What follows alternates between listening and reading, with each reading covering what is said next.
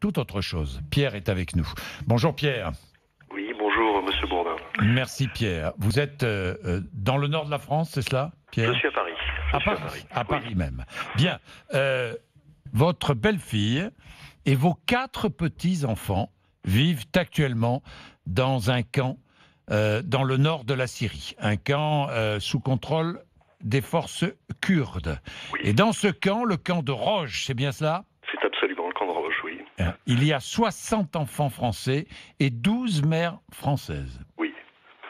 Vous demandez évidemment le rapatriement de vos petits-enfants, Pierre. Bien sûr, bien sûr. Bien sûr, mes petits-enfants, mes 4 petits-enfants qui ont actuellement 8 ans, enfin l'aîné va avoir 9 ans le mois prochain, 4 ans, 2 ans, et le dernier a 5 mois. Le dernier est né dans le camp de Roche sous une tente, sans assistance médicale, avec l'aide uniquement de femmes elles-mêmes détenues. Ils sont dans ce camp depuis 11 mois. Ça va faire, le mois prochain, ça va faire 1 an qu'ils sont dans ce camp. Et ce que je peux vous dire, c'est que eux-mêmes, nous attendons qu'ils reviennent, nous attendons leur retour, et bien eux-mêmes attendent aussi leur retour. L'aîné, il y a eu un certain nombre d'informations à la fin janvier, début février sur l'éventualité d'un retour des enfants de Syrie. Je peux vous dire que l'aîné a sauté de joie, voilà. Et puis maintenant, c'est de nouveau la déception. De nouveau, ils sont dans le camp. De nouveau, ils vivent dans la poussière, dans les ruelles poussiéreuses et dans les émanations de pétrole. Voilà, dans une situation absolument dramatique pour des enfants de cet âge. Oui, l'aîné qui va avoir 9 ans dans une semaine. Je rappelle, 9 ans, 4 ans, 2 ans et 5 mois. Votre fils, lui, est en prison, probablement transféré en Irak. Tout à fait. Votre belle-fille est partie avec votre fils en Syrie en 2015, avec leurs 2 premiers enfants. C'est bien cela? Ils sont partis en 2015 avec leurs 2 premiers enfants, ce qui signifie que l'aîné avait 5 ans et demi quand il est parti. C'est-à-dire que c'est un enfant qui a connu, que nous connaissons très bien, puisque nous l'avions pratiquement toutes les semaines, parce que nous, il partait en vacances avec nous. C'est un enfant qui a connu la vie ici, qui a connu un début d'école ici, qui a connu la vie, les spectacles, qui a connu le cinéma, qui a connu tout ça, et qui en est actuellement tout à fait nostalgique. Je veux dire, c'est très très éloigné la relation que nous pouvons avoir avec notre petit-fils maintenant. Il faut savoir que c'est un enfant qui a vécu 5 ans et demi en France, 2 ans et demi chez Daesh et un an dans un camp kurde.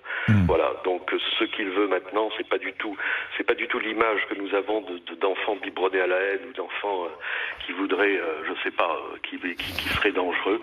C'est plutôt l'image d'un enfant qui ne veut que retrouver une vie normale, que d'aller à l'école, que d'avoir des livres. Vous savez, pendant les périodes des fêtes, ce qu'il nous a demandé, il nous a demandé des photos de sa chambre, des photos de ses jouets, des photos de ses Legos, des photos de ses billes. Voilà, un petit peu la situation que nous avons et les relations que nous pouvons encore entretenir avec nos petits-enfants. Oui, j'imagine, quand vous entendez les uns et les autres dire ce sont des enfants irrécupérables, ce sont des enfants qui ont été, comme vous le disiez, biberonnés à la haine et qu'on ne pourra jamais réintégrer. Vous entendez cela? Vous entendez ceux et celles qui disent cela? Oui, on entend ceux et celles qui disent cela, et nous on ne peut pas le comprendre. De toute façon, moi personnellement et ma femme aussi, on a travaillé dans le secteur de l'enfance très très très très longtemps. On sait ce que c'est que des enfants. On sait aussi que chaque enfant a son histoire, chaque enfant qui est là-bas a son histoire, chaque enfant a vécu un certain nombre de traumatismes qui sont sans doute différents, mais aucun enfant n'est irrécupérable. C'est pas possible. Si je vous parle de mon aîné qui a 9 ans, c'est qu'il y a une espèce de discours qui envahit un petit peu la place, qui dit oui, ceux qui sont des bébés, ceux qui ont 3 ans, ça va, mais pour ceux qui sont trop grands, qu'est-ce que ça va donner? Alors moi, ce que je peux dire, c'est que ceux qui sont un peu plus grands, puisque notre petit-fils va avoir 9 ans, lui, il nous écoute. il nous regarde et il attend qu'on le ramène. Il attend qu'on le ramène pour reprendre une vie normale ici. Alors, je ne veux pas dire qu'il n'a pas de traumatisme, je ne veux pas dire qu'il n'a pas subi un certain nombre de choses. Hein, bien sûr, ça, il faudra le traiter, il faudra faire attention, avec ça. Mais ce qui le motive, c'est plutôt le retour et c'est plutôt voilà la reprise du normale. Vos petits-enfants, comme tous les enfants de ce camp, sont régulièrement malades, des diarrhées, des problèmes pulmonaires, des conjonctivites. Il ne fait pas chaud, il y a des gros problèmes de sécurité, il y a des tentes qui prennent feu. Le 7 mars dernier, plusieurs enfants sont morts brûlés vifs.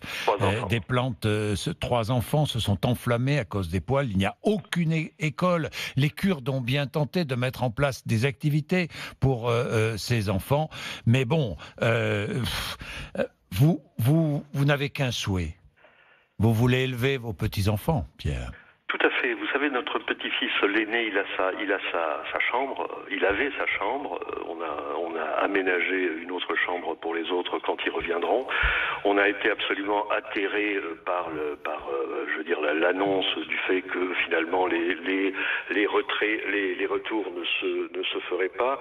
Atterré aussi par les récentes déclarations du ministère des Affaires étrangères qui déclare que ces enfants étant avec leur mère, les mères ayant l'autorité parentale, étant donné qu'on ne peut pas séparer les mères des enfants, les enfants sont finalement condamnés à vivre dans un camp, c'est-à-dire de supporter sur leurs épaules les fautes de leurs parents. C'est ce qui nous apparaît de manière la plus certaine. C'est ce qui nous paraît le plus odieux. Est-ce que les enfants doivent payer pour leurs parents ? C'est en tout cas ce qui se passe. Hein. Vous savez, il y a une directive, un article de la Convention des droits de l'enfant qui indique que les États parties prennent toutes les mesures pour faire en sorte que les enfants ne soient pas discriminés ou ne soient pas sanctionnés pour les activités ou les opinions de leurs parents. Là, on est tout à fait dans le cas inverse, c'est-à-dire que les enfants sont condamnés avec les mères dans des camps. Ils sont condamnés à vivre et puis voilà, et leur destin. Je ne sais pas qu'est-ce qu'on va prévoir pour eux. Hein.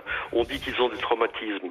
On prévoit quand ils reviennent, et c'est tout à fait légitime, toute une batterie de mesures psychologiques, psychiatriques auprès de l'ASE. Tout c'est très très bien. Et en même temps, on les laisse pendant des mois et des mois et des mois dans des camps où les traumatismes ne peuvent que se développer. Pierre, j'ai une dernière question, parce que je sais que de nombreux auditeurs ou de nombreuses auditrices se la posent. Votre fils est parti faire le djihad. Vous attendiez à cela? Non, évidemment non.